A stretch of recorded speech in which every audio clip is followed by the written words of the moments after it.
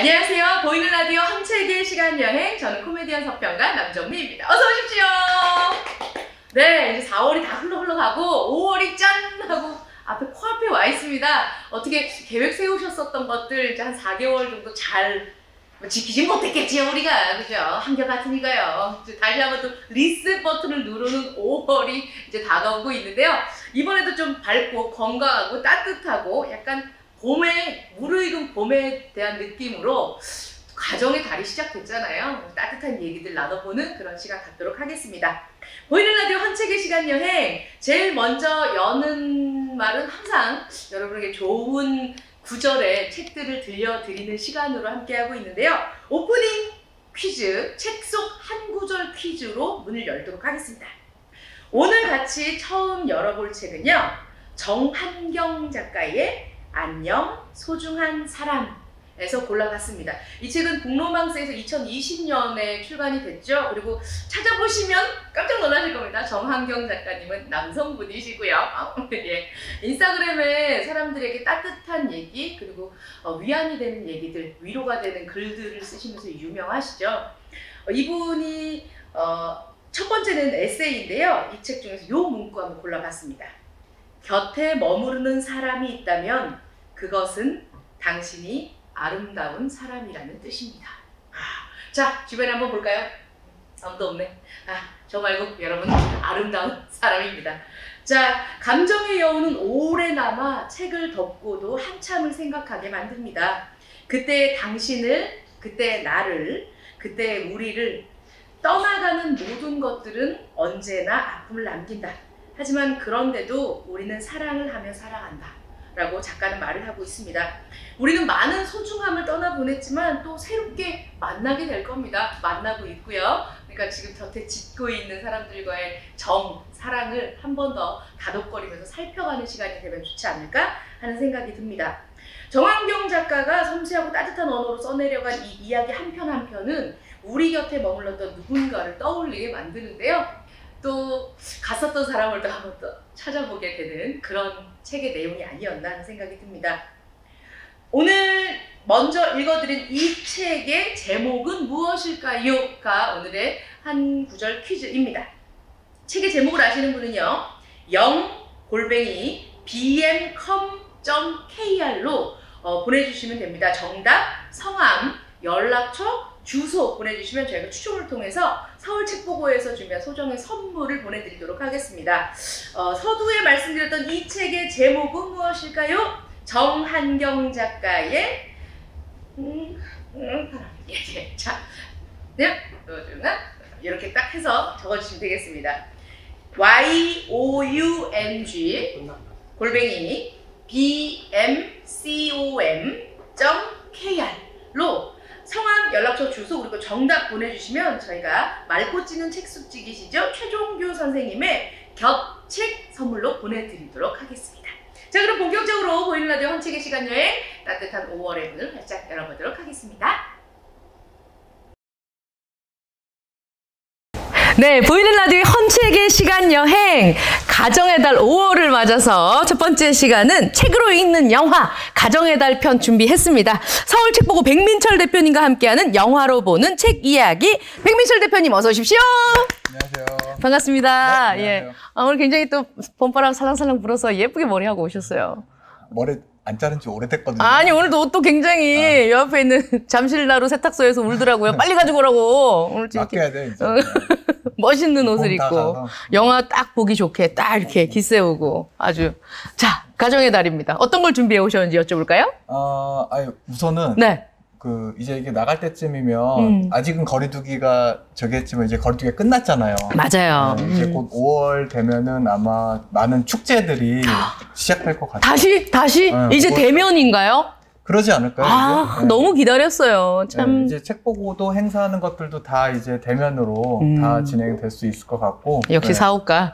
나와서 바로 이렇게 홍보를 하고. 네. 우리 원래 이제 좀 나갈 때쯤이면은 우리가 세계 책의 날 맞이해서 네. 장미꽃 주는 줘야죠. 이제 네, 장미꽃 주는 행사도 했고 네. 네, 아직은 안 했지만 이게 나갈 때쯤이면 아마 했을 거예요. 네. 네. 그래서 이제 더 많은 이제 오프라인 행사들이 있지 않을까 생각이 듭니다. 네. 뭐죠? 돈키호테 작가와 셰익스피어의 생일이 같고, 오늘과 같은 날이고. 사망. 생일이 아닙니다. 생일이 아니라 사망. 돌아가신 날, 죄송합니다. 네. 살리고 죽고 하는 거죠, 그러니까요. 그죠? 예. 장미꽃도 주고. 자, 근데 좀 로맨틱한 시간을 거쳐서, 그들이 이제 사랑이 무르무르 익어나서 이제 가족이 되는 그런 가정의 달입니다. 오늘 우리 대표님 또 어떤 걸 준비하셨는지 이야기로요? 네, 가정의 달 하면은, 아직 미혼이잖아요. 네네네. 그죠? 아직, 왜 이렇게 이를 악물고. 아니. 그럴 줄 알았더니. 가정의 달 하면은, 5월 하면 원래 가정의 달. 네. 뭐 계절의 여왕. 맞아. 있잖아요. 근데 사실 이제 직장인들이나 하면은, 5월을 별로 안 좋아해요. 오, 왜요? 돈이 많이 나가. 지갑이 가벼워지. 그래, 맞아. 어버이날, 뭐 스승의 날부터 해서 나갈 돈들이 많아요. 맞아. 가정의 달 하면 지출이 가장 많아서 직장인들, 가정 있는 사람 제일 싫어하는 달일 거예요. 싫어하는 달. 그래서 사실 이제 뭐 가정의 달 하는데 가정이라는 것들은 어떻게 보면 가족이잖아요. 네. 그 사전적 의미가 가까운 혈연 관계, 뭐 가까운 사람들의 어떤 생활 공동체라고 되어 있는데 사실 뭐 엄마, 아빠 그리고 좁은 의미로는 가정 그리고 이런 가정하고 가족이 약간 요새는 동일시 되고 있기는 하죠. 그래서 2020년도인가에 그 여론조사를 한 게 하나 있어요. 네. 거기에서 우리가 가정을 만드는 것들이 보면 혼인, 결혼, 그다음에 혈연 관계로 이루어질 수밖에 없잖아요. 네. 가족이라는 것들이. 근데 그게 아니라고 하더라도 어떤 생계와 주거를 같이 한다고 했었을 때 가족이다라는 그 여론조사를 한 적이 있어요. 그랬을 때 국민들 70%가 가족이다. 라고 대답을 했다고 하더라고요. 그러니까 이게 뭐 이제 혼인이나 이런 걸로 맺어지지 않더라도 그렇죠. 우리가 일반적으로 생각하는 가족의 개념들은 혼인과 혈연의 관계로 생각을 하잖아요. 그렇죠. 또 민법에서 정해둔 가족은 또 나를 중심으로 부모, 형제, 배우자 그렇죠, 이렇게 딱 가족이라고 이렇게 정해져 있죠, 법률적으로는. 근데 또 이제 50대 이하의 모든 연령대들은 100% 다 가족이다. 맞아. 혈연 그런 관계가 아니더라도 같이 동거하고 생활하는 사람들도 다 가족이다라고 대답을 했다고 그러더라고요. 많이 또 바뀌었어요, 그죠? 네. 그리고 말씀해. 이제 1인 가구들이 워낙 많아지니까 법적인 면에서도 그렇고 이렇게 혼인이 아니더라도 동거인으로서도 밝혀질 수 있는, 연결될 수 있는 어떤 프랑스에서는 팍스라는 제도도 있기도 하고요. 많은 사람들이 결혼이 아니더라도 가족이 될 수 있다는 생각들 또 폴리아모르 이런 얘기도 되게 많이 하고 하지 않습니까? 그러니까 계속해서 혼자 사는 게 혼자가 아니라는 얘기가 하고 싶습니다. 그래서 원래는 이제 옛날엔 대가족이었잖아요. 할아버지 할머니 해서 전통적으로 위계 질서도 있었고 서열도 있었고 또 그 촌수에 따라서 사실 그런 게 뭐 요새는 대부분들이 3인 가족 아니면 4인 가족이 되고 또 1인 가족들이 되게 많이 생겼잖아요. 혼자 사는 사람들도 60% 정도 혼자 이제 되어 있고 또 이제 근데 그런 시대적인 게 우리가 이 상황에서 이제 부모님도 부양해야 되고 또 혼인해서 출산도 아이도 키워야 되고 이런 방식이 이런 가족과 함께 사는 삶들이 많이 포기가 되는 실정 같아요. 그렇기 때문에 1인 가족들, 그런 청년들 어떤 뭐 주거라든지 이게 꼭 비단 한 가지의 문제는 아닌 것 같아요. 사회적 시스템적인 부분들이 다 맞물려 있다 보니까 그렇게 1인 가구들이 좀 많이 늘어나고 있지 않나 좀 그렇게 생각이 됐고 또 이 가족을 구성을 한다는 게 꼭 결혼이라는 제도를 통해서만 꼭 가족이 구성이 되어야 하는가라는 인식들이 앞서 말씀드린 여론조사에 따라서 많이 바뀌어져 있는 것 같아요. 이런 문제들은 좀 많이 사람들이 관심 있게 생각하지 않나 하는 생각이 듭니다. 조금 있다가 잠시 후에 전석순 선생님 나오셔서 그때 우리가 읽어볼 문학 작품이 또 1인용 식탁이거든요. 그 부분에 대해서도 4인용 식탁은 아는데. 이 주인공이 5인용이라고 합니다. 4인용 식탁도 있어요, 영화. 4인용. 맞아. 박신양 나오고. 맞아. 전지현이 나왔나요, 맞아요, 그때? 맞아요. 예. 아무튼 좀 관심 있고 지금 사회에서 심도 있게 얘기가 되는 부분에 대해서는 이따가 전석순 소설가님과 함께 얘기를 또 나눠보도록 하겠습니다. 네. 그럼 오늘 그 4인용 식탁 갖고 오신 거예요? 4인용 식탁은 아니고 앞서 이렇게 서두가 이렇게 길었냐면 그러니까 가족이라는 게 단순히 혈연 관계가 아니라 같은 공간에서 밥 먹고 같은 시간을 보내고 그러니까 이런 것만으로도 충분히 아끼고 사랑하면 다 가족이라고 할 수 있다. 맞아, 맞아. 민법이나 법률로 정해놓여 있는 어떤 그 제도적인 게 아니라 그런 의미 차원에서 말씀을 드렸고 영화는 소개해드릴 영화는 가족의 탄생. 일단 지금 이 서두를 생각하고 나서 보면 또 다른 그렇죠. 시각으로 볼 수 있겠네요. 네, 가족의 탄생 영화. 2006년에 가족의 탄생이라는 김태형 감독님의 영화가 있어요. 네. 정말 잘 만든 영화고 뭐 유명한 배우들이 많이 나요. 공효진 씨부터 해서 그리고 그 문소리 씨. 문소리 씨. 네, 그러니까 첫 문소리 씨로 그다음에 배우들 이름 갑자기 안 나네. 아무튼 오랜만에 동생이 연락을 안 하고 있다가 예. 왔는데 그 엄정화 씨 동생 엄태웅 씨. 엄태웅 씨가 이제 결혼할 사람이 자기 결혼했다고 해서 데리고 오는데 그 결혼한 부인이 고두심 씨가 와요, 같이. 결혼한 분.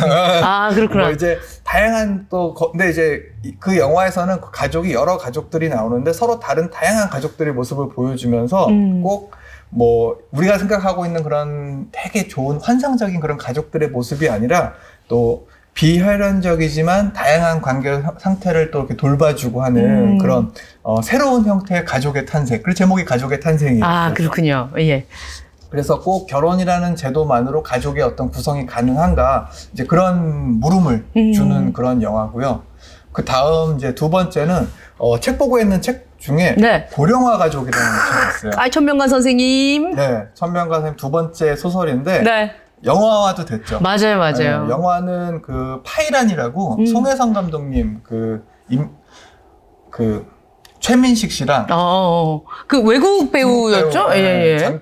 장백지였나요? 네, 파이란 그 첫 번째 그 만든 그 송혜성 감독님이 만들고 천명관 작가가 원래 영화 일을 하셨던 분이에요. 천명관 선생님은 워낙 최근에 뜨거운 피라는 감독님이시기도 하죠. 원래 그 전에 영화 일을 하시다가 40 다 돼가지고 단편 소설 쓴 게 입봉이 됐고 그 다음에 이제 고래가 상을 받고 진짜 재밌었죠. 사실 저는 고령화 가족은 영화는 봤는데 책은 안 보고 그 전에 이것이 남자의 로망이다라는 책이 있어요. 그 책은 너무 재밌게 봤었어요. 그래요? 네, 그 책을 너무 재밌게 봤었고 작가님의 스타일은 캐릭터가 많이 나와요. 기본적으로 캐릭터들이 많이 나오고 거기에 이어진 에피소드들로 되게 다채롭게 그게 짜맞춰주는 구성을 좀 즐기세요. 확실히 딱 봤을 때 영상으로 딱 바로 읽는 순간 영상으로 떠오를 수 있게 하는데 굉장히 기가 막힌 그래서 실력을 갖고 계시죠. 저도 개인적으로는 사실 이것이 남자의 로망이다라는 그 소설을 되게 재밌게 보고 그걸 영화화한다라는 기사도 봤었는데 기대했는데 다른 걸 또 하셨더라고요. 네네. 그래서 예전에 그 푸엔틴 타란티노의 펄프 픽션이라는 영화가 있어요. 한 영화죠. 이 빠바바밤밤밤 이 춤추는 거기도 되게 많은 그 캐릭터들이 나오거든요. 플롯도 되게 특이하고. 그러니까 그런 약간 비슷한 형태의 그런 블랙 코미디 조금 그런 게 되지 않을까 생각이 들었었는데 지금 이제 다른 영화로 했었고 이 고령화 가족에 보면은 뭐 이제 대사들이 보면은 여기에 이런 것들이 있어요. 도대체 이놈의 집구석에 멀쩡한 사람은 아무도 없단 말인가? 그리고 평범하게 산다는 것이 우리 식구들에겐 그토록 어려운 일이었던가? 네, 여기서 뭐 형제간의 따뜻한 우애나 또 서로에 대한 걱정과 배려, 뭐 어떤 성실한 가족 구성원들, 또 사랑이 넘치는 저녁 식사. 이게 일반적인 것들인 거잖아요. 그렇죠. 근데 여기 나오는 가족들은 이런 평범한 사람들이 이러한 행복을 얻기 위해서 무슨 짓을 하는지 궁금하다라는 대사가 있어요. 그래서 이런 것들이 정말 드라마나 영화에 나오는 판타지가 아닌가. 그렇게 이제 현실과 다르다라고 이런 식으로 이제 그런 평범하지 않은 이거 혹시 읽어보셨어요? 네, 읽어봤어요. 고령화 가족. 진짜요? 예, 저는 개인적으로 그 고령화 가족에서 여기 영화에는 박해일 씨가 나오지 않나요? 네. 동생 역할로. 그래서 되게 캐릭터 민모. 되게 네. 되게 연기 잘했다 이 생각 들고 고령화 가족을 읽을 당시에 가족 관련된 드라마 그 소설책을 되게 많이 봤는데 오빠가 돌아왔단가 그 소설하고 그다음에 또 키키키린이 주연으로 나오는 일본 영화 있어요. 그런 영화들 굉장히 많이 봤는데 그 영화는 키키키린으로 나왔던 이 할머니가 받는 그 기초 수급 받는 돈에부터 사는 또다시 이루어진 가족에 대한 얘기거든요. 요때 그런 그룹의 형태들이 많이 나왔었던 작품이 있었던 걸로 기억납니다. 그때 아마 시기가 비슷한지는 모르겠는데 그 영화 중에 그 감독 일본 유명한 감독 고레다 히로카즈 그렇게 아버지가 된다.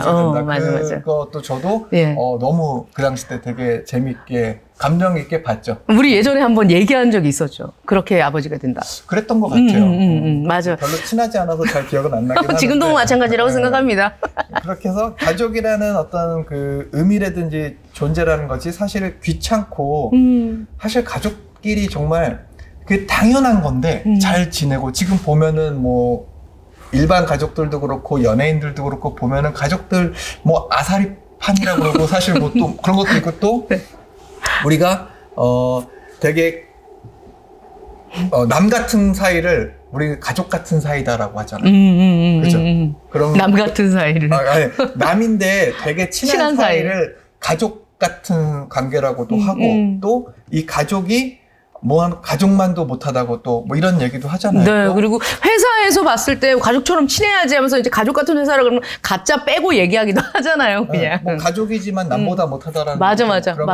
가족 같은 관계라고도 하기도 하고. 예, 그냥 오해하지 마십시오. 띄어 읽기랑 끊어 읽기를 잘못한 것입니다. 그래서 아까 말씀하신 시대가 좀 변하고 인식도 많이 달라진 것 같아요. 그래서 어떤 다양한 형태의 가족들이 좀 등장을 했고 앞으로 다양한 형태의 가족이 등장할 수 있을 것 같아요. 앞서 말씀드린 것처럼 꼭 혈연 관계가 아니더라도 어떤 그 서로 사랑과 이해로 충분히 가족이라는 게 만들 수 있는 것들이 우리가 이런 사회적 포용성이 있어야 되지 않을까 이제 생각이 돼요. 그래서 이번에 코로나19가 지금 2년 넘게 지속됐었잖아요. 그러다 보니까 집에서 머무르는 시간도 길어지고 또 가족 간의 대화가 또 많아져서 사실 가족 간의 관계가 그전보다 되게 돈독해지고 좋아졌다는 장점도 많이 뉴스에 나오고 그랬었잖아요. 네. 근데 그런 긍정적인 면도 있는 반면에 그렇지 않은 뭐 노인들의 고독사라든지 또 자영업자들의 어떤 뭐 붕괴되면서 가정이 또 붕괴되고 맞아요. 그죠? 그리고 또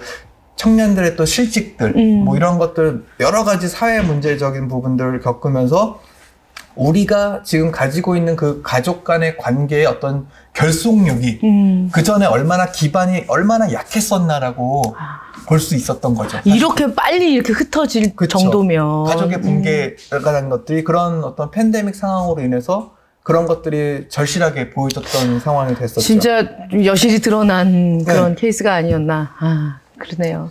그래서 사실 혹시 황두영 작가의 외롭지 않은 권리라는 책이 있어요. 거기에 보면은 생활 동반자 법이라는 게 있어요. 생활 동반자법. 네, 아까 말씀하신 게 비슷해요. 미국에서 이 가족 구성권이라 대한 부분들이 꼭 결혼과 혈연이라는 그 제도적인 게 아니라 어떤 법안을 추진하고 있는데 뭐 영국 같은 경우는 시민 동반자법 그리고 또 미국에는 시민 결합제도 또 프랑스에는 시민연대연합이라는 그런 법령으로 해서 꼭 아까 같이 말한 그런 게 아니라 구성원 누구라도 이제 가족이 될 수 있다라는 그런 이제 법안을 그러니까 외롭지 않은 권리라는 책이 있잖아요. 네. 뭐 학문의 조론도 많이 하시고 서로 동반하면서 근데 그게 가족이라는 그 민법이라는 틀 안에 갇혀 있다 보니까 어떤 혜택이라든지 어떤 부당함 불리함 이런 것들을 겪었다 보니까 현실적으로 이런 영화나 책에서는 지금 우리의 가족의 어떤 형태나 이런 것들이 되게 빠르게 변화되는 거를 2006년도 5년도에도 벌써 이야기를 했던 것들이 있는데 사실 우리가 이런 제도적 법리적 그런 불편함이 좀 해결을 위한 그런 것들이 좀 못 따라가는 시대적으로 못 따라가는 것들이 있지 않나 해서 그 법이 이제 발의가 되면서 또 거기 관련된 책들이 나오고 있는 실정이에요. 그래서 저는 사실 이 법이라는 게 누군가의 어떤 그 특혜를 주려고 만드는 것이 아니잖아요. 사실은. 맞아요. 그러면 안 되는 거고 어떤 공정하지 못하고 또 이 불합리한 점을 좀 빠르게 개선하게 만드는 것이 어떤 법의 발이라고 생각을 해요. 기본적인 그런 원칙을 지킨다고 하면은. 그래서 이게 다른 방식으로 사실 가족을 구성한다는 게 맞는 건지 아닌 건지 전 잘 모르겠어요. 어떻게 생각하세요? 저도 흘러가는 과정이기도 하고, 본의 아니게 이렇게 됐으니까, 아니, 뭔 소리. 이렇게 하고 살고 있으니까. 질문할 줄 몰랐지. 네네. 괜히 눈물이 나네요. 왜 복수하는 거야? 하도 당해가지고. 아니, 언젠간 가겠지. 뭔가 좀, 얘기하다 보면 또 흘러가는 큰 과정들이 있지 않을까요? 그 가는 과정이라고 생각합니다. 그러니까 사실 이게 그런 것들이 다른 형태로 어떤 가족이 된다는 게 이게 긍정적인 그 결과가 초래할지는 사실 모르는 거긴 하지만 어찌됐건 가족의 형태와 결합이 다양해지면서 이 가족이라는 그 우리 같은 좁은 테두리에서 이런 넓은 공동체적 어떤 사회적 문화적 제도적으로 변화되고 있는 거는 사실인 것 같아요. 맞아요. 그래서 이제 이상한 정상가족이라는 책도 있잖아요. 거기 보면 정상가족이 꼭 왜 4인 엄마 아빠 아이로 구성되어 있는 3, 4인 가족이 왜 정상인가라고 얘기하는 부분에 대해서 또 많이 있고 뭐 가족의 대해서 좀 안 좋게 얘기하는 그런 책들도 많이 있고 반면에 나는 요양보호사입니다는 책이 있거든요. 그 요양보호사 선생님이 아버지, 엄마, 우리 할머니, 할아버지 뻘 되시는 분들을 요양보호사 케어하면서 일어난 일들을 적는데 가족분들이 오시면 어떻게 이런 일을 우리 엄마 아빠를 위해서 이렇게 해주세요. 정말 고맙습니다. 라고 얘기를 할 때 제일 많이 하시는 말씀이 그거래요. 가족이 아니니까요. 그러니까 같이 엮여 있었던 서사나 아니면 내가 맺혀 있었던 한이 없기 때문에 그냥 이대로 할 수 있는 거다라고 얘기를 하거든요. 이런 책들이나 설명해 주신 것처럼 영화나 자료들을 많이 보면서 이렇게도 생각해보고 저렇게도 생각해보고 생각의 어떠한 파생을 해볼 수 있는 그런 기회들이 있지 않을까? 그렇죠. 예. 여러 가지 어떤 관점은 다양한 거니까 맞아요. 다르게 생각할 수 있는 것들인 거고 꼭 가족이라는 것들이 기존의 어떤 제도적인 것들에서 다르게 이제 지금 변화되는 건 맞는 사실인 거고 그래서 마지막으로 가족은 주어지는 것이 아니라 만들어지는 것이다. 정치하려고 하시나 본데 지금 그런 사람들이 많이 이렇게 거는 거 아니에요? 이런 거? 만들어가는 것이다. 만들어져 가는 것이다. 모든 건 다 만들어져 가는 거예요. 약간 그거 같은데요. 에버랜드 누구 거예요? 삼성 건 거예요? 여러분 모두의 것입니다. 하는 그런 느낌으로. 그럼 내 거네. 가정의 달에 딱 맞는 고민거리가 아닌가 하는 생각이 드네요, 대표님. 네, 예. 가족이라는 것도 한번 곱씹어 볼 수 있고 아까 말씀드린 어떤 이제 또 코로나가 끝났으니까 기존의 어떤 우리 결속력이 되게 약해져 있던 것을 다시 확인했던 계기도 됐고 다시 이제 일상으로 돌아오면서 그 가족이라는 어떤 결속력을 조금 더 단단하게 하는 그런 계기가 됐으면 합니다. 네. 자, 책으로 읽는 영화 서울책보고의 백민철 대표님 모시고 영화로 보는 책 이야기 이번 달 맞춤형 책으로 가정 그리고 가족에 대한 이야기 들어봤습니다. 백민철 대표님 오늘 고맙습니다. 네, 감사합니다.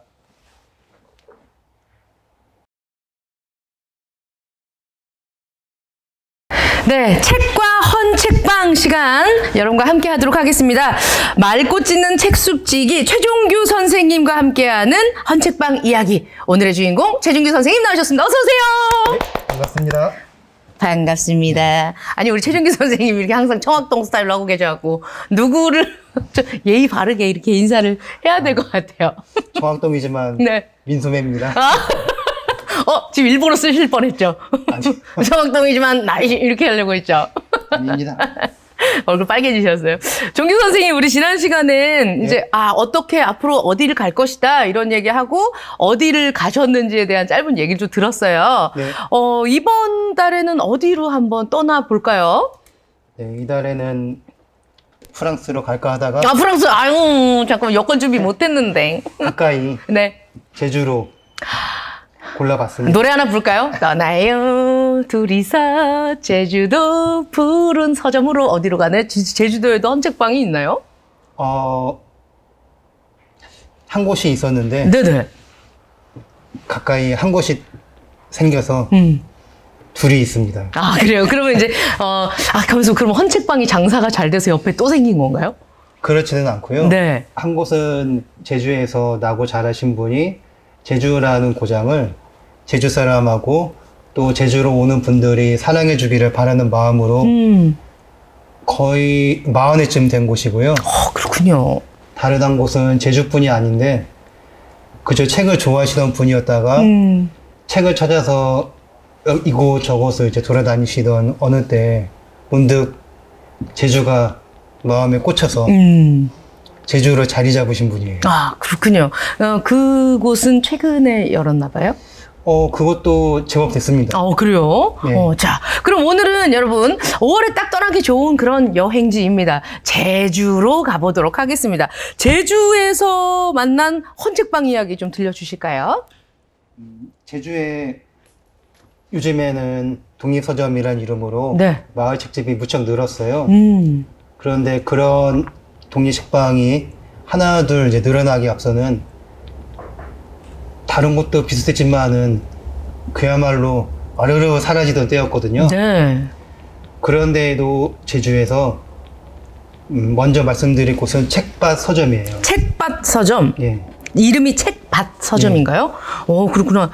책밭 서점. 이분이 책집을 새 책도 아니고 헌책집으로 여신 까닭은 네.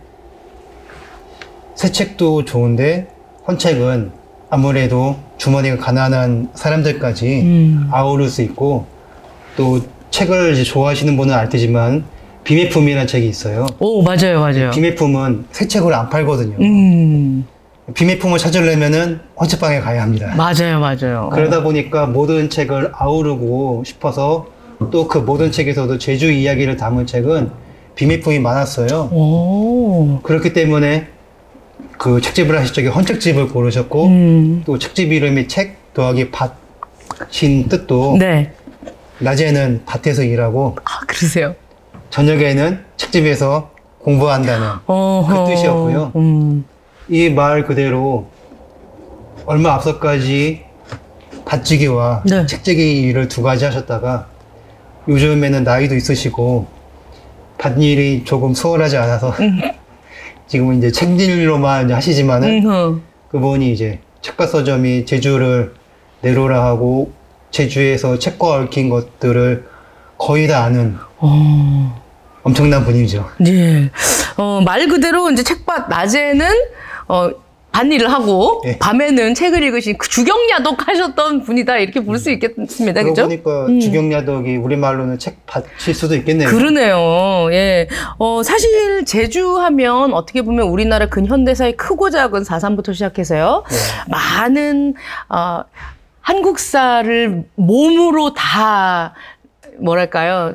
관통시키신 분들이 살고 계신 그렇죠. 곳이잖아요. 그러니까 그곳에서 나오는 얘기들의 책들이 비매품이라는 것도 굉장히 새로운 시각에서 해석이 되네요. 그런데 제주 이야기만이 아니라요. 네. 전국 곳곳에 있는 민속학이라는 이름으로 또 지역학이라는 이름으로 나온 책은 네.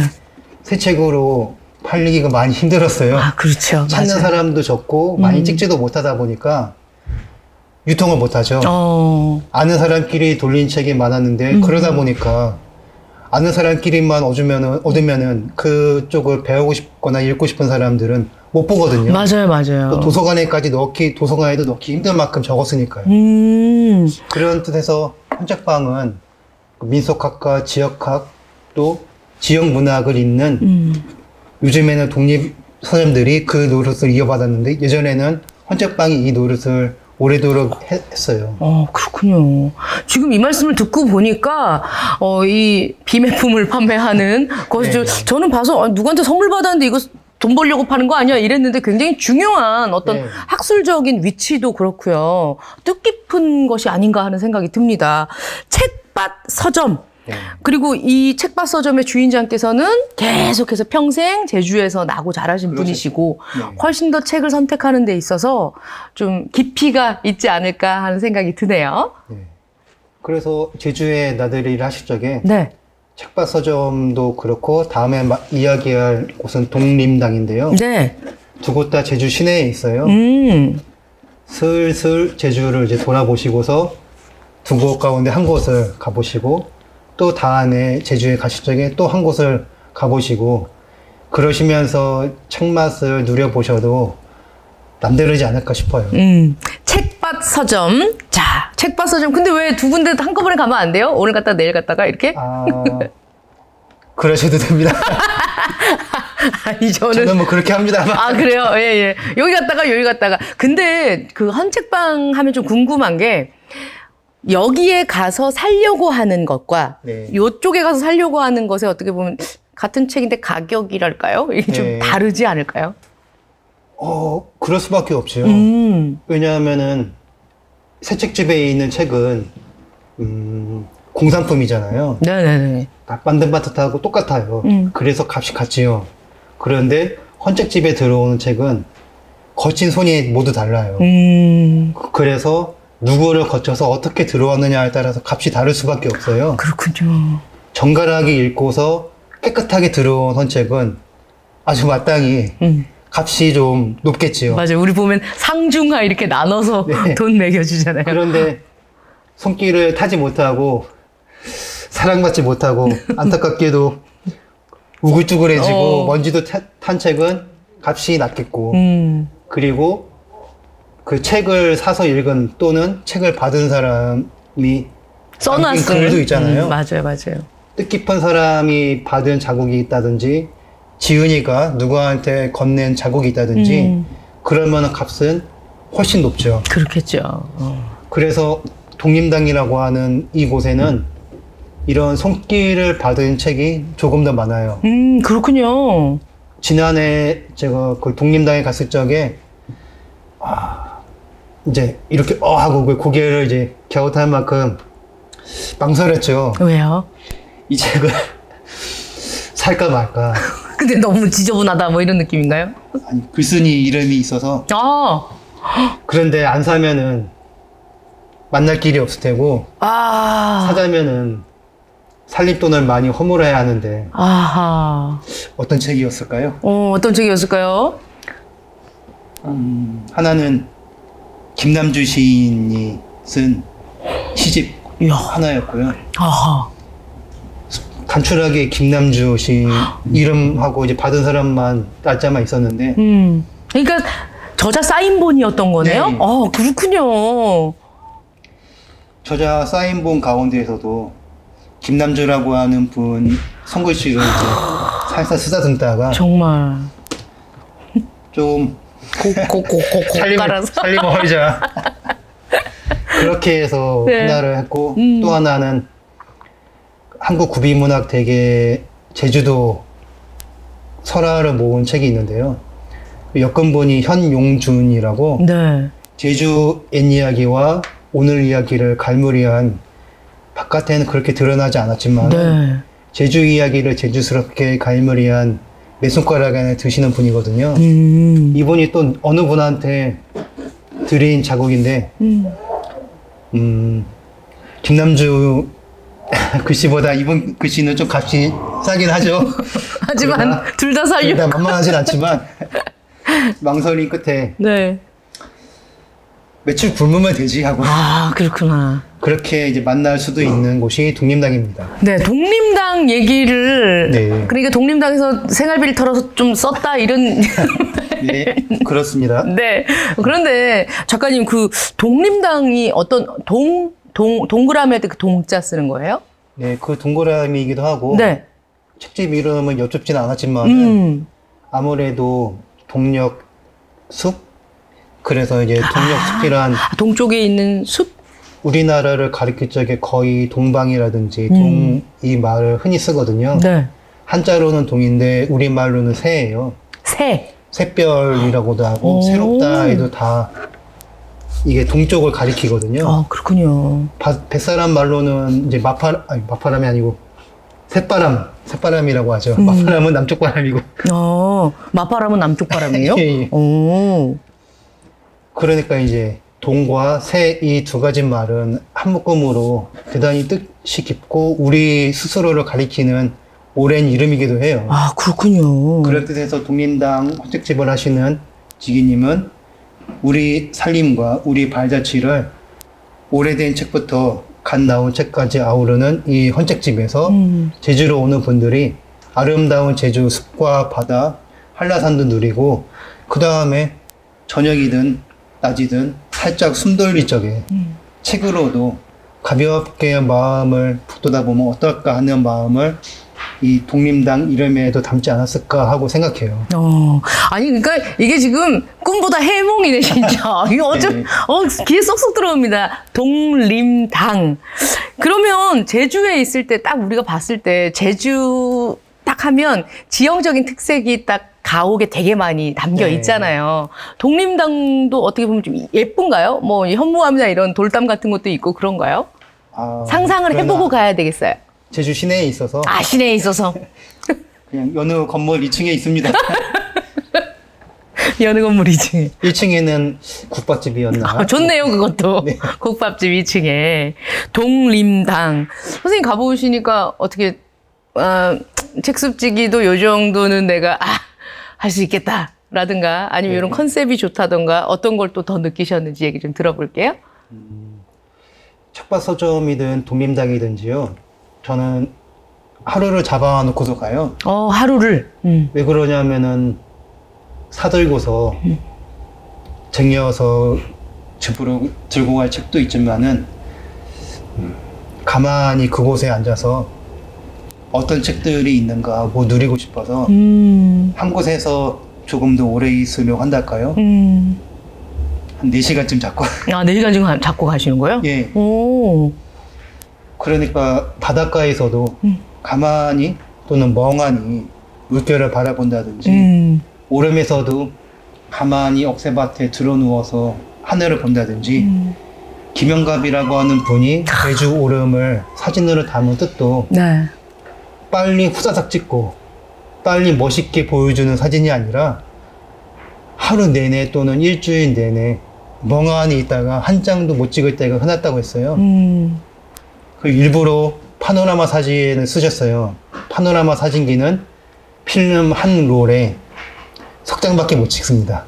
그래요? 오. 딱 석 장을 찍을 수 있는 필름과 사진기를 들고서 오름에 앉아서 며칠을 라면 한 봉지를 조금씩 이제 뜯어 먹고 라면 이제 양념을 또 조금씩 찍어 먹으면서 그렇게 버티면서 찍은 사진이 김영감님 오름 사진이거든요. 네. 그래서 제주에 있는 헌책집도 우리가 그렇게 굶으면서 책을 볼 수는 없지만 굶으면서 샀잖아요.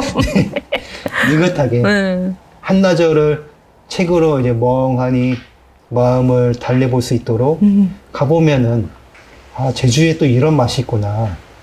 제주까지 왔는데 무슨 책집이야 할 수도 있으나 제주까지 왔으니까 더 제주스럽게 이곳을 누려보는 마음이면 어떨까 하고 생각해요. 네. 제주에 가면 갈 때도 되게 많잖아요, 사실. 그 김영갑 갤러리도 그렇고요. 거기 가면 일단은 약간 좀 지금은 학교의 안에 이렇게 있는데 거기 가면 그 되게 포근해지고 약간 좀 정적인 마음이 되는 것 같다고 해야 할까요? 그 가운데서도 오름을 보고 있으면 참 벅찬 감동을 느낄 수 있는데 그 제주, 그 동네, 로컬만이 가지고 있는 그런 특이한 것들, 그런 것들이 또 헌책방이라는 테마에 딱 담겨 있으니까 훨씬 더 볼 수 있는 게 많겠다, 생각할 수 있는 게 많겠다. 그래서 이렇게 4시간 동안 앉아 계실 수 있겠다는 생각이 들어요. 네.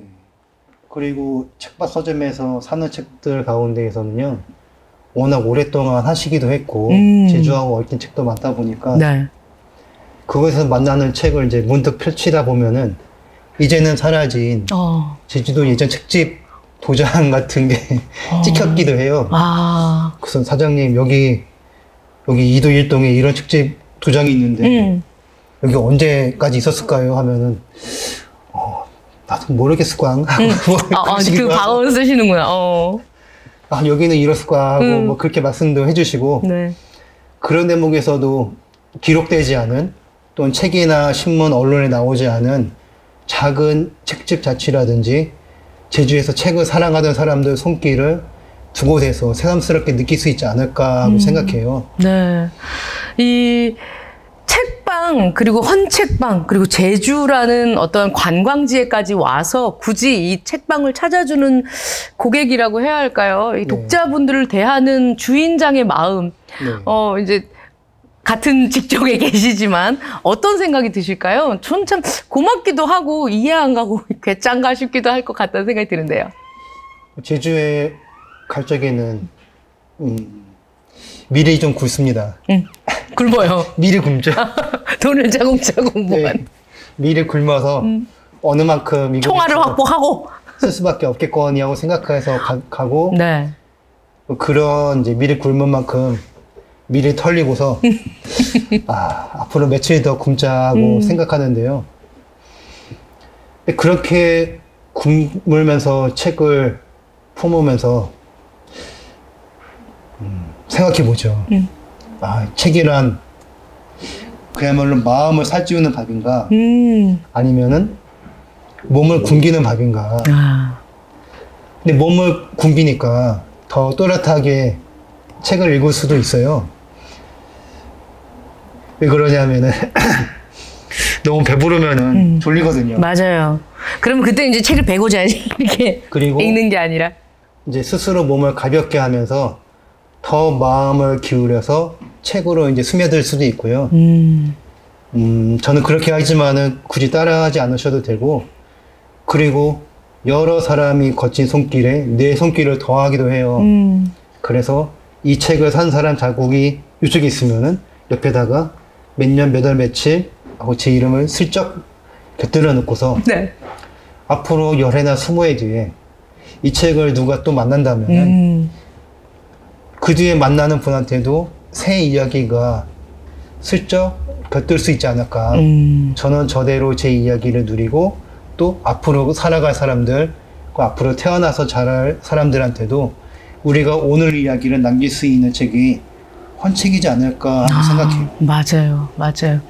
탈무드도 보면 제일 마지막 장에 항상 비어 있다고 하잖아요. 오늘 경험한 지금 이 책을 읽은 지금 이 시대의 당신의 이야기를 남기세요. 그리고 한 바닥을 비워놓고 다음 세대에게 주세요. 이렇게 얘기하는 그런 어떻게 보면 지혜의 지혜의 장들이 이렇게 차곡차곡 쌓이지 않나 하는 생각이 듭니다.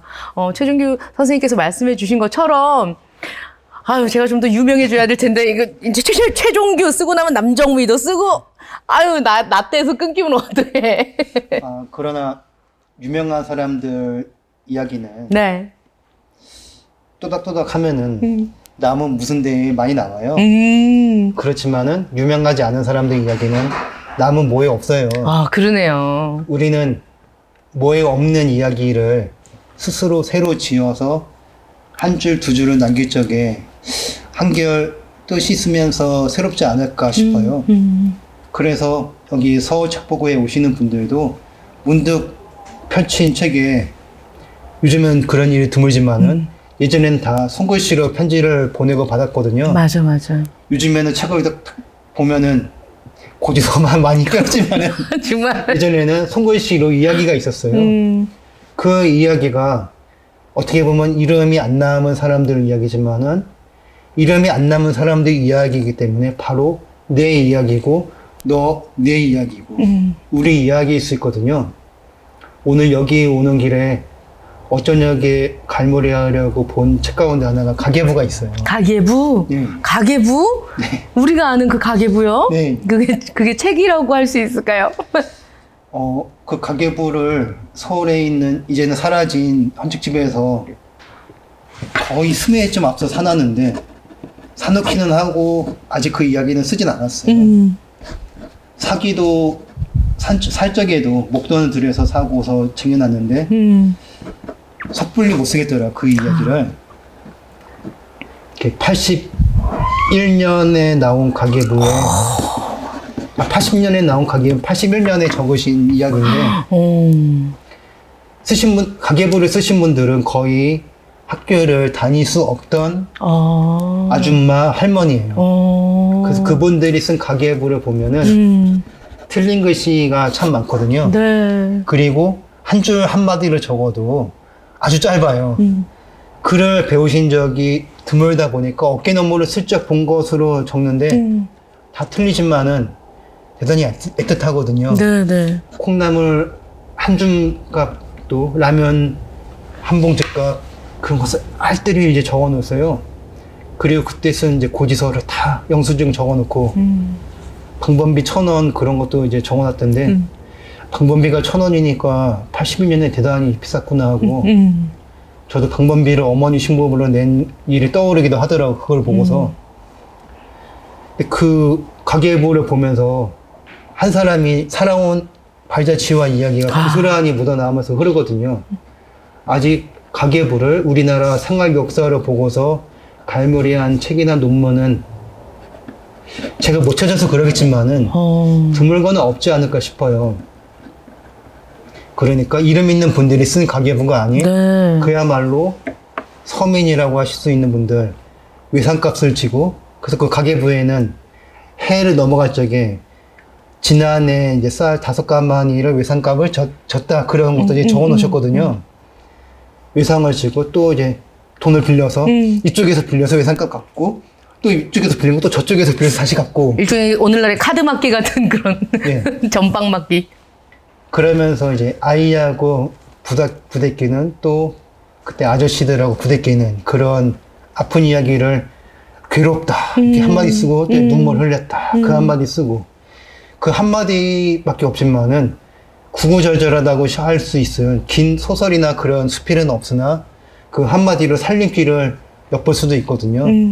그러한 작은 어떻게 보면 아까 남정민 님이 그 이름 유명하지 않은 그거 말씀하셔서 갑자기 이제 가계부가 튀어나왔습니다만 네. 우리 이야기는 가계부 같은 살림살이를 빛내는 이름이지 않을까 하고 생각해요. 그런 자취도 읽고 여러 가지 책도 만나는 헌책방을 제주에서도 서울에서도 넉넉히 누려보시면 어떨까 생각합니다. 네. 개인의 이야기들이 담겨있는 가계부. 저는 이렇게 말씀드리니까 또 이런 철학이 있네요. 갑자기 가계부 쓰시는 모든 분들이 존경스럽고 그 안에도 우리 생활상이 담겨 있다. 한 번 더 눈여겨봐야겠다는 생각이 들고요. 오늘은 제주도에 있는 책밭 서점 그리고 독림당이라고 하는 두 곳의 제주 헌책방 알아봤고요. 여기 서울은 서울 책보고가 제일이다라는 말씀까지 보태주셨습니다. 맞습니까? 뭐 거짓말을 못 하시는 분이시네. 잘못했습니다. 네. 자, 그러면 오늘 끝인사 듣고요. 최준규 선생님과는 우리 다음 시간에 만나도록 하죠. 선생님 끝인사 부탁드립니다. 잘못했습니다. 네. 서울 책보고가 첫 손가락입니다. 다음에 다시 새 이야기를 오래된 헌책방 이야기로 꾸러미로 안고 찾아오겠습니다. 예. 고맙습니다. 감사합니다. 자, 지금까지 맑고 찢는 책숲지기 최종규 선생님과 함께 헌책방, 전국에 있는 헌책방 돌아다니는 이야기, 오늘은 제주편으로 인사드렸습니다. 감사합니다. 네, 고맙습니다.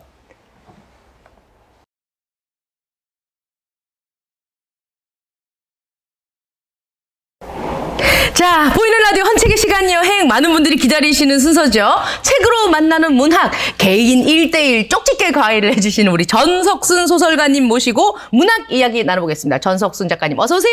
네, 안녕하세요. 전석순입니다. 아유, 오늘 무슨 새내기처럼 입고 왔어. 바깥의 날씨가 네.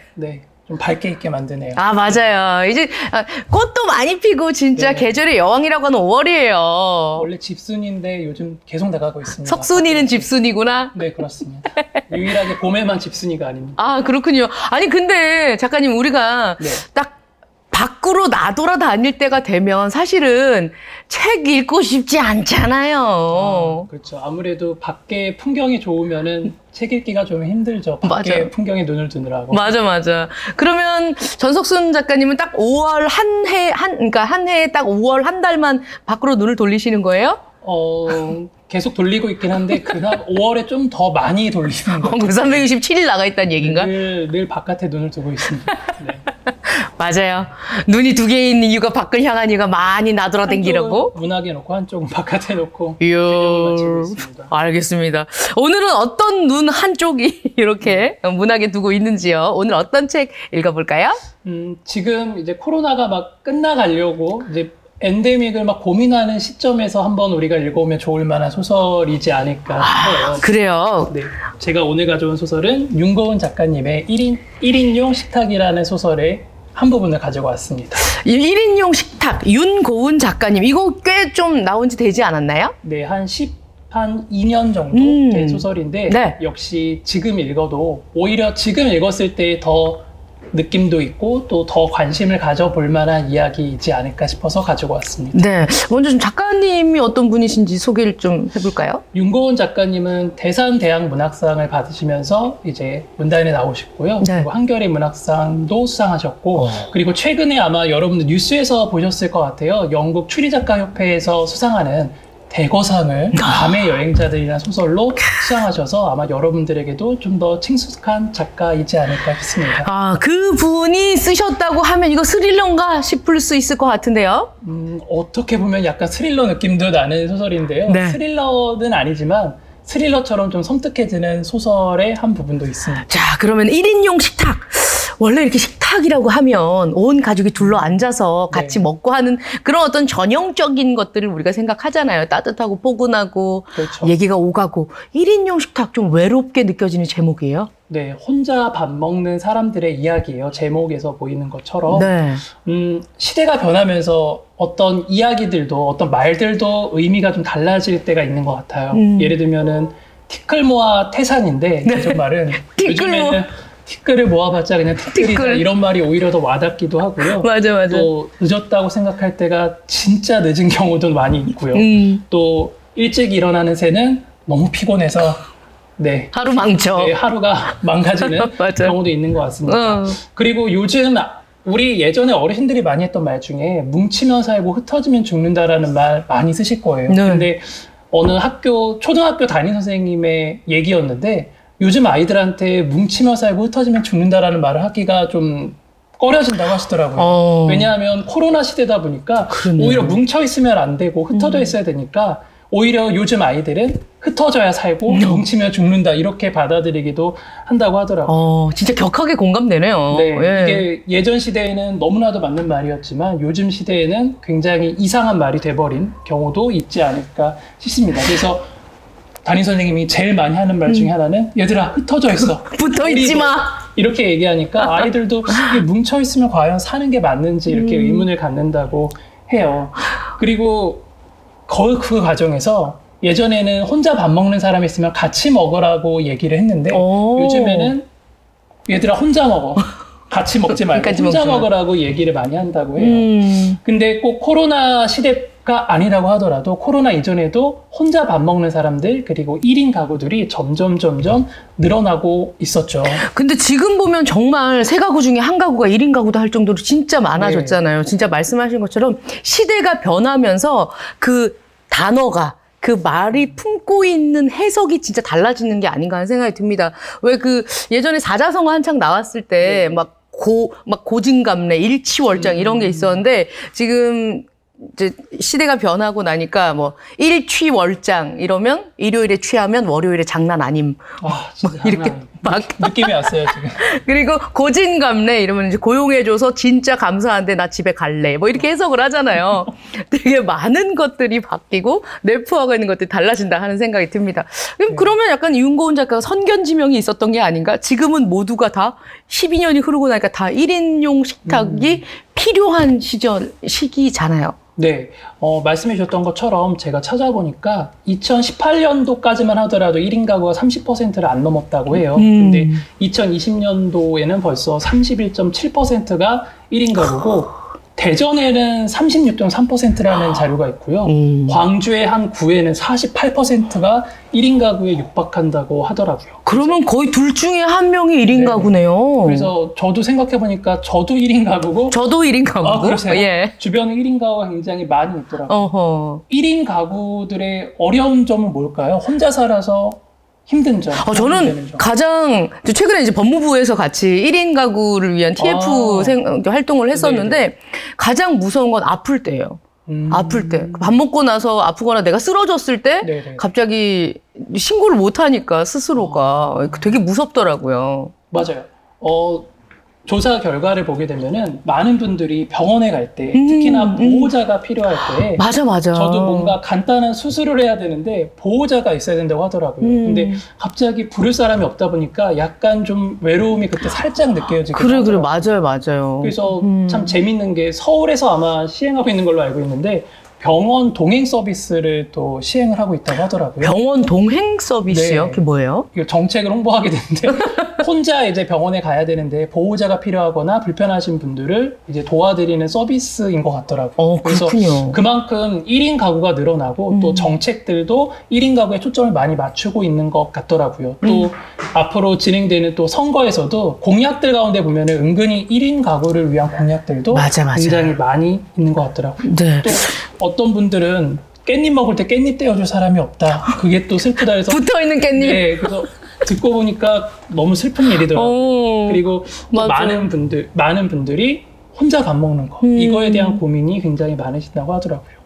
1인 가구 중에서 뭐 자발적으로 내가 너무 혼자 있는 게 좋아서 1인 가구가 된 경우도 있고요. 비자발적으로 어쩔 수 없이 혼자 사시는 분들이 계실 텐데요. 혼자 사시는 분들이 그만큼 또 많아지고 또 상황들도 다양해지다 보니까 여기에 대한 고민이 지금 시점에 필요한데 이미 10여 년 전에 1인 가구, 혼자 밥 먹는 사람들에 대한 이야기가 나왔다고 하니까 좀 의미심장하게 볼만한 이야기가 아닐까 싶습니다. 한 35년 정도는 자발적으로 살았는데 비자발적이 되고 한 42년 되니까 오래 못 하겠더라고요. 네. 혼자 살면은 예전에 제가 학교 다닐 때까지만 하더라도 이제 우리나라 사회가 핵가족화되고 있다. 이걸 경계해야 된다. 이런 식으로 사회 시간에 배웠는데 이미 핵가족화를 지나서 서울대 한 교수님은 나노사회라는 표현을 쓰더라고요. 나노사회. 아예 공동체 유대 이런 거 완전히 사라져 버렸고 개인 단위로 이제 사회가 꾸려진다 해서 나노사회라는 말까지 생길 정도로 지금은 이제 핵가족화를 넘어서서 나노사회까지 온 것 같습니다. 진짜 원자사회 됩니다. 정말로. 그럴 것 같아요. 그러면 윤고은 작가의 1인용 식탁, 이제 식탁으로 한번 들어가 보죠. 네. 이 소설 속 주인공은 오인용이라는 인물인데요. 오인용! 네.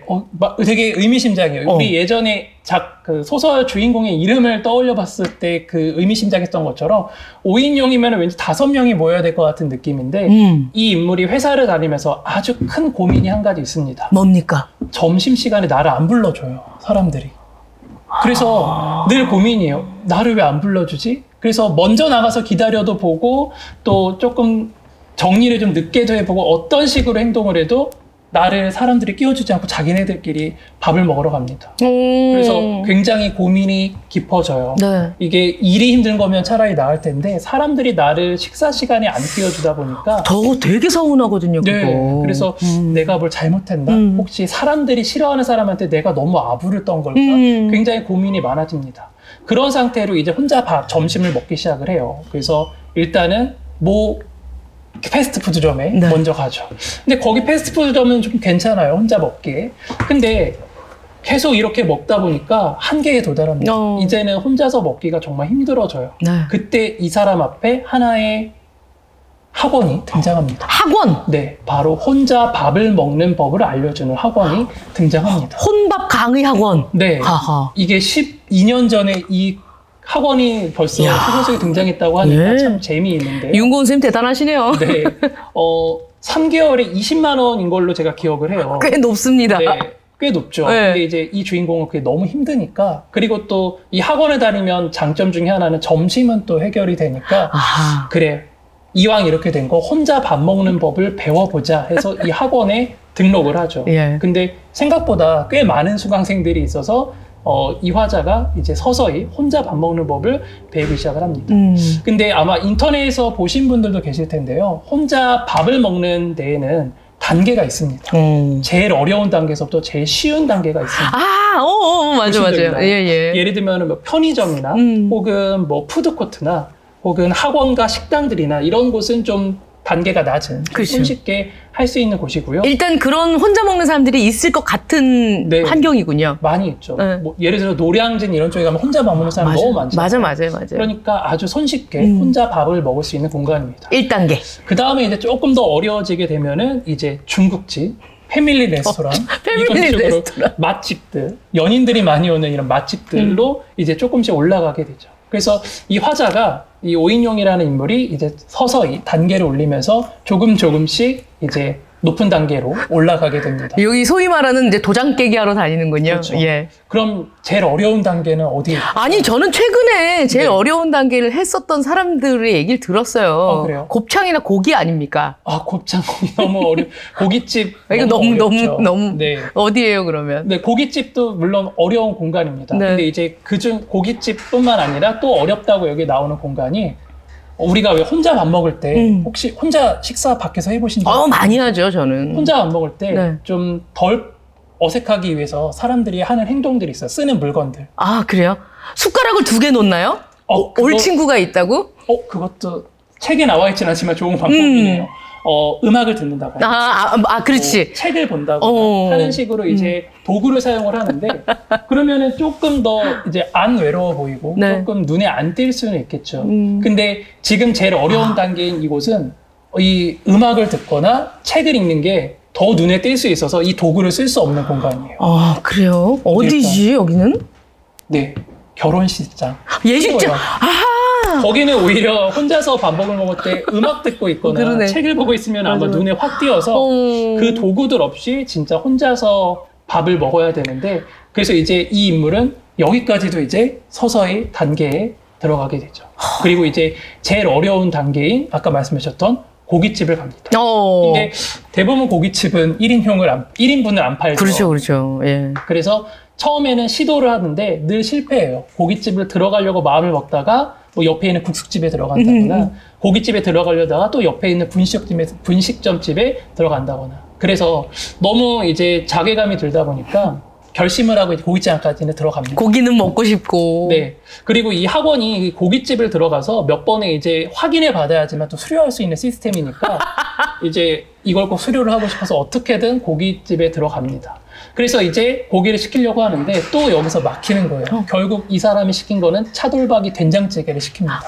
하나로 나올 수 있는. 네. 그래서 계속 이제 힘들어하죠. 이거를 해결하고 싶은데, 이거를 극복하고 싶은데 이 고깃집에서 계속 막히다 보니까. 그리고 그때 건너편에 한 여자가 혼자 들어와서 삼겹살 2인분에 소주 한 병, 공깃밥 하나를 아주 멋있게 시킵니다. 그리고 왜 고깃집에서 저같이 소심한 사람들은 혹시나 제가 주인분을 불렀을 때 못 들을까봐 좀 걱정을 하거든요. 혹시 메뉴를 주문할 때 못 알아듣거나 이러면은 좀 어색해질 것 같아서. 근데 이 여자는 굉장히 시원시원하게 시키고 뭐 불판 갈아달라는 거 뭐 이런 당당하게. 심지어 한가운데에서 밥을 먹습니다. 이 학원에서는 혼자 먹을 때 쓸 수 있는 아주 깨알 같은 팁을 주거든요. 이 팁만 보셔도 아마 이 소설이 재미있을 거예요. 그래서 가장자리에 앉으셔야 된다. 가장자리에 앉으세요. 건너편에 가방이나 외투를 두면은 좋다. 건너편에 가방이나 외투 두세요. 외롭지 않게. 네, 그리고 주인이랑 친해지면은 좀 수월하다. 주인이랑 친해지십시오. 덜 어색하게 하기 위해서 예약을 하고 가면은 덜 어색하다. 그렇군요. 그리고 오히려 연휴가 더 한가할 수도 있다. 이런 꿀팁들을 주거든요. 근데 가장자리에 앉은 본인과 다르게 이 여자분은 한가운데 딱 앉아 있으니까 굉장히 멋있어 보입니다. 지금 말씀하고 있는 이 1인용 식탁의 주인공 화자가 남성분이신가요? 남자 여자라고는 제가 나오지 않고 나오고 있는데 이름만 봐서는 남자분이지 않을까 싶어요. 네, 딱 봤는데 가운데서 여자 혼자 이렇게 딱 삼겹살 구워서 먹고 소주도 먹으면 얼마나 멋있어 보일까. 그래서 심지어 자기가 되고 싶은 모습이니까 굉장히 멋있게 바라봅니다. 근데 알고 보니까 선배예요.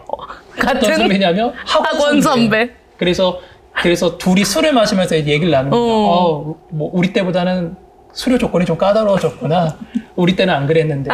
그래서 굉장히 이제 그 얘기를 주고받으면서 본인도 이제 조금씩 용기를 얻기 시작을 하거든요.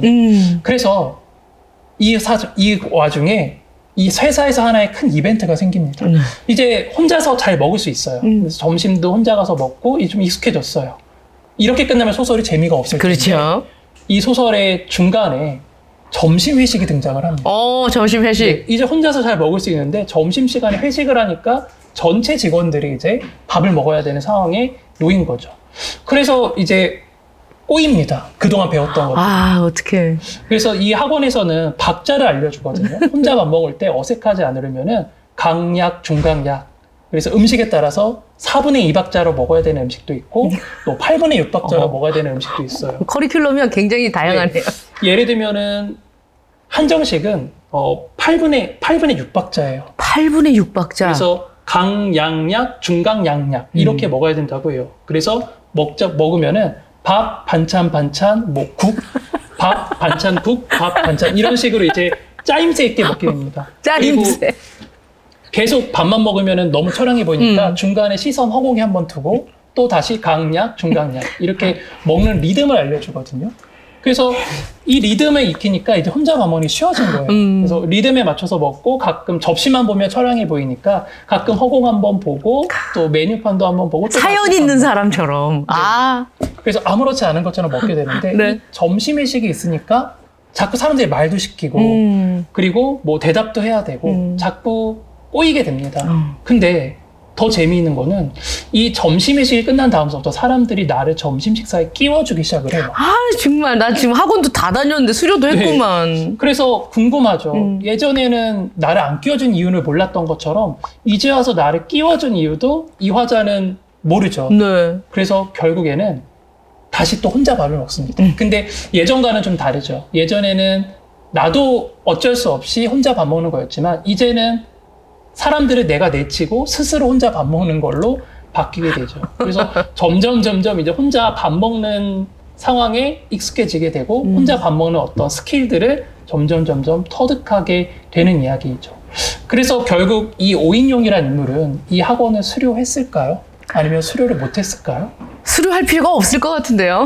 어떻게 될까요? 아쉽게도 마지막 단계에서 CCTV를 분석해 본 결과 이 화자에게 혼자 먹는 식사가 굉장히 어색하고 부자연스러워서 결국에는 수료를 하진 못합니다. 아하. 근데 처음에 등록할 때에 그 학원 안내자분이 수료를 못한 사람이라도 보통 대부분은 다시 또 등록을 한다고 얘기를 했거든요. 근데 그때는 사실은 이해를 잘 못해요. 오인용이라는 인물이. 그리고 이제는 꼭 수료하지 않아도 말씀하셨던 것처럼 혼자 밥을 잘 먹는데 굳이 학원을 또 다닐 필요는 없다라고 생각을 하거든요. 근데 결국에는 그 안내해 주신 분 말처럼 이 오인용이라는 인물도 다시 학원을 수강을 합니다. 아니 왜 그렇죠? 이제 스킬을 다 이제 혼자 터득했는데? 다 알았는데 자기가 학원을 다녔던 이유를 이제서야 깨닫게 됩니다. 네, 이 부분은 제가 소설의 한 부분을 네. 짧게 읽어드리면은 공감하시는 분들이 계시지 않을까 싶어요. 네. 수료를 하고 나면 더 이상 학원에 찾아올 필요가 없고 그 말은 곧 우리라고 부를 만한 소속이 없어지는 거 아닌가? 아니, 우리에게 필요한 것은 수료증이 아니라 현실에 유의할 수 있는 시간이었던 것이다. 정작 내가 얻은 것은 수강 기간 동안 내가 혼자 먹은 유일한 사람이 아니라는 위안이었다. 내 몫에 식탁이 놓여있고 같은 두려움을 공유하는 사람들이 앉아있는 바로 그 공간. 그래서 혼자 먹는 법을 배우러 온 사람들이 사실은 그 방법을 배운다는 것보다는 이렇게 많은 사람들이 여전히 혼자서 밥을 먹고 있구나라는 그 위안을 얻기 위해서 학원을 다녔다는 것을 깨닫게 되죠. 그래서 이 화자는 다시 학원을 다니게 됩니다. 그 학원 논하겠네 아주. 그 메비우스 띠 아니에요? 실제로 있으면 한번 다녀보고 싶어요. 어떤 아니, 스킬인지. 지금 이 내용이 12년 전 작품이지만 지금도 어떻게 보면 대입하면 다 맞는 말이네요. 시간의 이 시간의 유예 같은 것들. 왜 지금도 대학교 8학년, 9학년 대학 원생이 되는 그런 친구들도 있잖아요. 사실은 나가서 취준생입니다라고 얘기하는 게 미안하기도 하고 벅차기도 하고 버겁기도 해서 계속해서 정해져 있는 이것을 유예하고 지금 주인공도 나 혼자만 외롭게 밥 먹는 게 아니야라는 것을 확인하기 위해서 이 시간을 유예하고. 맞습니다. 아, 그렇군요. 그래서 요즘에는 혼밥이라는 말이 별로 이제 어색하지 않은 시대죠. 네. 그래서 이 혼자가 들어간 말이 뭐 있나 하고 보니까 혼밥도 있고요. 혼술. 혼행 아시나요? 혼행, 혼자 여행. 네, 혼캠. 혼자 캠프. 네, 혼자 캠프 가는 거. 혼캉스. 혼자 바캉스 가는 거. 아, 그렇구나. 그리고 혼등. 혼등은 뭘까요? 혼등이 뭐지? 혼자 등글기. 미안합니다. 혼자 등산. 그래서 혼자 하는 일들이 점점 늘어나고 이게 원래도 늘어나고 있었는데 코로나19에 맞춰서 혼자 하는 일들이 점점 늘어나고 있습니다. 그래서 장점도 있죠. 자유로울 수도 있고 맞아요. 또 누구한테 시간을 맞춰줄 필요도 없고 이 소설에서도 그 선배가 그런 식의 얘기를 합니다. 혼자 밥 먹는 게 좋은 이유는 에너지를 오로지 밥 먹는 거에만 쏟을 수 있고 우리 왜 누군가랑 같이 식사하려면은 메뉴 정하는 것부터 또 시간 정하는 것부터 어쨌든 에너지를 써야 되니까 이 에너지를 오로지 나한테만 쓸 수 있어서 좋다라고 생각을 합니다. 그래서 지금은 시대적으로도 그렇고 어쨌든 혼자 뭔가를 하는 사람들이 점점 늘어나는 시대가 아닐까라는 생각도 듭니다. 근데 혼자 밥을 먹다 보면은 외로움뿐만 아니라 사회적으로 문제도 있다고 해요. 제가 찾아보니까 좀 그래서 제가 좀 이 소설을 스릴러로 생각을 하기도 했었는데요. 네.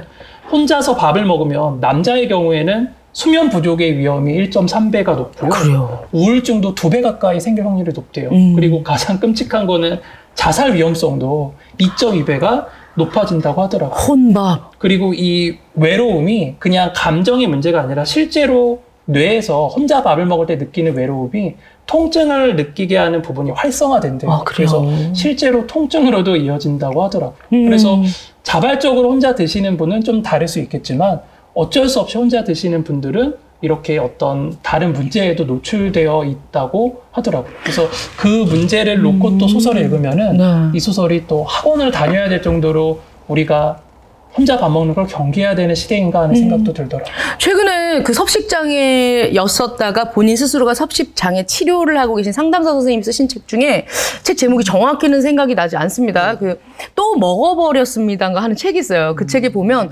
혼자서 텔레비전을 보거나 아니면 혼자서 이제 뭐 밥 먹는 데 집중하지 않고 밥을 먹으면 훨씬 더 비만율이 높아진다라고 거기 설명을 그렇게 해놨더라고요. 관심 있으시면 또 그 책과 같이 1인용 식탁 같이 놔두고 보시면 좋지 않을까 하는 생각이 듭니다. 마무리 부탁드릴게요, 작가님. 네, 소설 속에서는 이미 예전에 있었던 소설이지만 지금 읽어도 지금에 있는 문제들과 계속 맞닿아 있는 소설들이 많이 있습니다. 1인용 식탁이나 소설도 그렇고 아까 말씀드린 밤의 여행자들도 재난과 여행을 결합시킨 소설이거든요. 지금 재난 우리에게 참 낯설지 않은 소재죠. 맞아요. 그래서 소설을 읽으면은 우리가 나의 이야기도 한번 둘러볼 수 있고 또 주변 사람들이 겪고 있는 어려움도 이야기를 통해서 깊이 있게 볼 수 있지 않을까 싶습니다. 네. 아마 지금 여러분들도 혼자 밥을 드실 수도 있고 또 주변에 누군가가 지금 혼자 밥을 먹을 수도 있을 것 같아요. 자발적으로 혼자 드시는 사람이 아니라면은 한번 같이 합석할 거냐고 물어보시는 것도 좋을 것 같아요. 이제 합석해도 되는 시기가 다가오고 있으니까요. 자, 오늘 책으로 만나는 문학 전석순 작가님과 함께 문학 이야기, 문학과 지성사에서 2010년에 출간된 윤고은 작가의 1인용 식탁 읽어보면서 혼밥, 혼행 1인 가구 시대에 대한 이야기 나눠봤습니다. 전석순 소설가님 고맙습니다. 네, 감사합니다.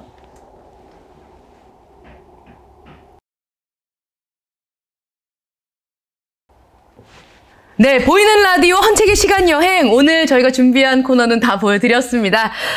먼저 오프닝 멘트로 얘기해드렸었던 책 속 한 구절 퀴즈 오늘의 한마디 정답은 정한경 작가의 안녕 소중한 사람이었습니다. 예, 여러분 보내주신 개인정보 저희가 소중히 하도록 하겠습니다. 예, 정답자분 저희가 선별해서 최종규 선생님의 책 선물로 보내드리도록 하겠습니다.